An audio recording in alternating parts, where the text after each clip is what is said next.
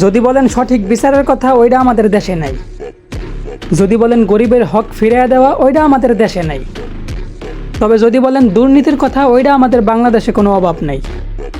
এতটুকু তো বুঝতে পারছি যে এই দেশের মানুষগুলা যদি এই দেশটারে আরও 10-12 স্বাধীন করে, তবুও সাধারণ মানুষগুলা তাদের অধিকার কখনো ফিরে পাইব না। প্রবাসীরা রেমিটেন্স দিতে দিতে যদি বাংলাদেশটার আমেরিকাও বানায় ফেলায়, তবুও প্রবাসীরা কখনো তাদের যোগ্য সম্মান ফিরে পাইব না। যেখানে হাজারো প্রবাসী অবৈধ হইয়া জেলখানার ভিতরে পস্তাছে, সেখানে দেশের দায়িত্ববানেরা প্রবাসীদের দিকে না তাকাইয়া নিজেরা অমানুষের মতোই টাকা কামানোর ধান্দা করতেছে।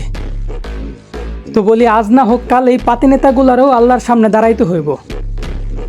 এই প্রতিটা মানুষের এই প্রতিটা সেকেন্ড নষ্ট করার হিসাবও আল্লাহর কাছে দিতে হইব।